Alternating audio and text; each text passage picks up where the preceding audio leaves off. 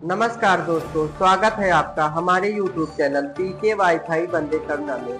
दोस्तों, आज की इस वीडियो में मैं आपको महाकवि कालिदास और विद्वोत्मा के बारे में बताने वाला हूँ।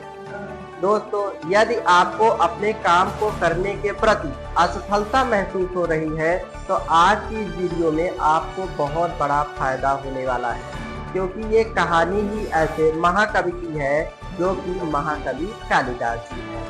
दोस्तों, आइए हम वीडियो को आगे बढ़ाते हैं। विद्वान लोग मूर्ख व्यक्ति को ढूंढने के लिए निकल पड़ते हैं और वह ढूंढते ढूंढते एक ऐसे बगीचे में पहुंचते हैं जहां पर एक व्यक्ति पेड़ पर चढ़ करके लकड़ियां काट रहा होता है, लेकिन वह ऐसी लकड़ी को काट रहा होता है जिस पर वह बैठा था।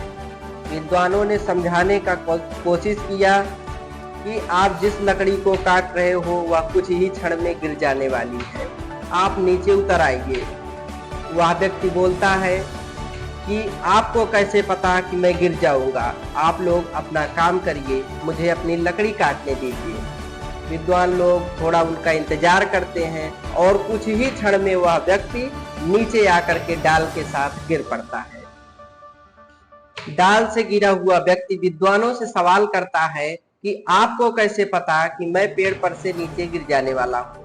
तो विद्वानों ने कहा कि आपको देख करके तो हर कोई बता सकता कि आप गिरने वाले हो, क्योंकि ऐसी डाल पर आप बैठे थे जिस डाल को आप काट रहे थे।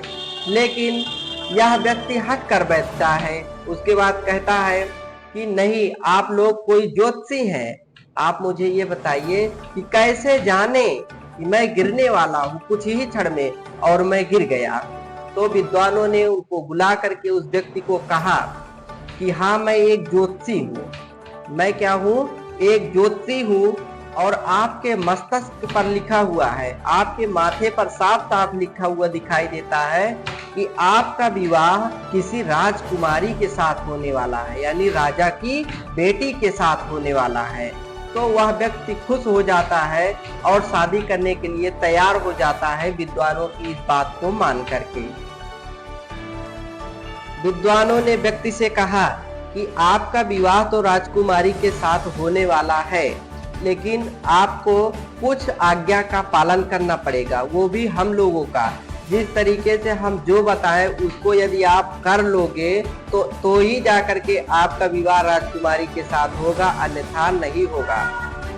व्यक्ति पूछता है वो कौन सा काम है, क्या हमें करना होगा। विद्वान बताते हैं तुम्हें मौन व्रत का नाटक करना होगा, एक खेल खेलना होगा, आपको कुछ बोलना नहीं है। राजकुमारी के विवाह में आपको कुछ बोलना नहीं है, आपको सिर्फ जा करके बैठ जाना है। राजकुमारी कुछ प्रश्न पूछेंगी आपसे, उस प्रश्न का जवाब आपको इशारों में देना है, बस आपका विवाह हो गया। विद्वानों ने विद्वोत्मा को संदेश भेजा कि वह एक ऐसे योग्य वर को ढूंढ लाए हैं जो आपके सभी प्रश्नों के जवाब दे सकते हैं, लेकिन उनका एक शर्त है। वह शर्त कौन सा है कि वह आज के दिन मौन व्रत रहेंगे और उनके मौन व्रत को टूटना नहीं चाहिए। इस वजह से वो आपके सारे प्रश्नों के जवाब, सारे प्रश्नों के उत्तर वो इशारों में देंगे। आपको क्वेश्चन भी, यानी आपको प्रश्न भी इशारों में ही पूछना पड़ेगा। यह बात स्वीकार कर लिया विद्वोत्मा ने और सभा लगाई गई। उस व्यक्ति को बुलाया गया। विद्वोत्मा ने अपने राज दरबार में उस व्यक्ति को आदर सम्मान बैठाती हैं और उसके बाद उनका स्वागत करती हैं। उसके बाद प्रश्नोत्तरी शुरू किया जाता है। तो विद्वोत्मा का पहला क्वेश्चन होता है, पहला प्रश्न होता है एक उंगली को उठा करके, यानी ईश्वर एक है, ईश्वर एक है। लेकिन उस व्यक्ति को समझ आता है यह औरत मेरी एक आंख को फोड़ने के लिए बात कर रही है। इनका प्रश्न ये है कि मेरी ये एक आंख फोड़ देंगी। तो उस व्यक्ति ने सोचा कि जब ये मेरी एक आंख फोड़ सकती हैं तो क्या मैं कम हूँ, मैं इनकी दोनों आंख फोड़ दूंगा। इस वजह से उस व्यक्ति ने 2 उंगली उठाई। तो विद्वानों ने उसको कन्वर्ट कर दिया, उस भाषा को चेंज कर दिया और कहा कि विद्योत्मा जी, आपके सवाल भी सही थे और उत्तर भी उधर से सही आ रहा है। यानी आपका क्वेश्चन था कि ईश्वर एक है, लेकिन उनका कहना है कि आत्मा और परमात्मा को मिला करके, दोनों को मिलाया गया तब जाके एक ईश्वर का रूप बना, इसलिए ईश्वर दो हैं। फिर विद्योत्मा दूसरा क्वेश्चन करती हैं, दूसरा सवाल करती हैं, यानी अपने पांचों उंगली को दिखाती हैं। तो उस व्यक्ति को लगता है कि यह औरत फिर से मुझे थप्पड़ मारने की बात कर रही है। इनका सवाल है कि मुझे एक थप्पड़ मारा जाएगा।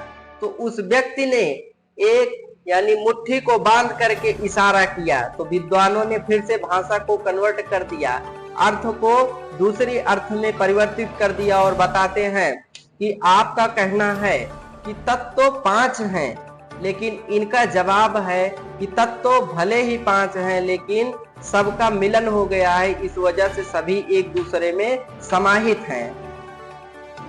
विद्योत्मा सभी सवालों के जवाब इशारों में पाकर बहुत खुश होती हैं और इनका स्वयंवर भरी सभा में ही हो जाता है। उसके बाद विद्योत्मा और वह व्यक्ति अपने महल में प्रवेश करते हैं। तो प्रवेश के दौरान ही इनको एक ऊंट दिखाई देता है। क्या एक ऊंट दिखाई देता है इस व्यक्ति को, और उसके बाद यह उच्चारण करते हैं उष्ट उष्ट का। किसका करते हैं? उष्ट उष्ट का। उसके बाद ही उसी दिन पता चल जाता है विद्योत्मा जी को कि मेरी शादी तो किसी एक मूर्ख व्यक्ति से हो गई है, जो कि बहुत बड़ा मूर्ख है।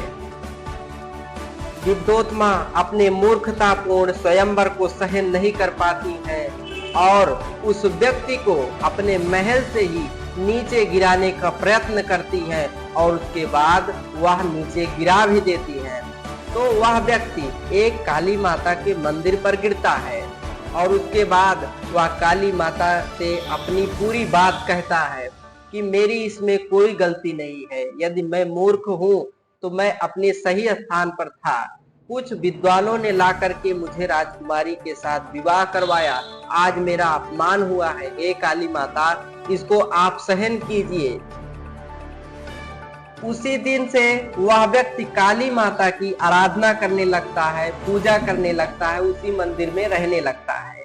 तो एक दिन माता काली साक्षात उन्हें दर्शन देती हैं और उसके बाद कहती हैं कि ये पुत्र, जितना तुम्हारा अपमान हुआ है उससे कहीं ज्यादा सम्मान होगा इस संसार में। जितना ही तुम मूर्ख हो उतना ही उससे ज्यादा कहीं तुम विद्वान रहोगे। दुनिया तुम्हारी मूर्खता से नहीं बल्कि तुम्हारी विद्वता से पहचानेगी। तुम बहुत बड़े ज्ञानी बनोगे। इस अपमान का बदला तुम्हारा मैं चुकाऊंगी। ए पुत्र, आज मैं तुम्हें वरदान देती हूँ और तुम्हारी आराधना से मैं खुश हुई हूँ। माता काली का वरदान पा करके इनका नाम रख दिया गया महाकवि कालिदास। इन्होंने कई ऐसे ग्रंथों की रचना की, वहीं पर रह के माता के मंदिर में रह करके कई ऐसे महान ग्रंथों की रचना की जो दुनिया में सुप्रसिद्ध है, सुविख्यात है। आज उन्हें भुलाया नहीं जा सकता है। इतने ग्रंथों की रचना करने के बाद महाकवि कालिदास जी फिर से जाते हैं विद्योत्मा के उस दरवाजे पर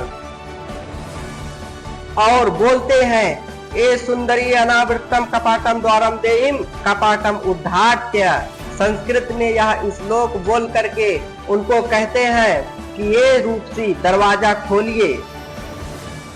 और विद्योत्मा संस्कृत में बोलती हैं, अस्ति कच्चिद वाग विशेषा। इस वर्ड को सुन करके, इस शब्द को सुन करके महाकवि कालिदास जी ने 3 महाकाव्यों की रचना की और साथ ही साथ इन्होंने कई ऐसे महाकाव्यों की रचना की जिसमें से है अभिज्ञान शाकुंतलम, मेघदूतम, विक्रमोर्वशीयम, कुमार संभवम, ऋतु संहार, मालविकाग्निमित्रम जैसे अनेक रचनाएं इन्होंने की जो कि बहुत ही सुप्रसिद्ध हैं। दोस्तों, महाकवि कालिदास के इस कहानी को सुन करके शायद आपके दिल में भी एक बार जिज्ञासा उठी होगी कि गिरे कितना भी लेकिन उठने का कोशिश करना चाहिए। और ईश्वर को भी मानना चाहिए। जैसा कि महाकवि कालिदास जी ने माता काली का सहारा लिया और माता काली जी ने उनको विद्वान बनाने का एक वरदान दिया और उस वरदान के चलते ही आज यह दुनिया में सुप्रसिद्ध हुए। दोस्तों, आशा करता हूं कि यह वीडियो आपको अच्छा लगा होगा। ऐसे ही इंटरेस्टिंग वीडियो को हम लाते रहेंगे और मेरे चैनल को सब्सक्राइब कर लीजिए, लोगों तक इसको शेयर कीजिए।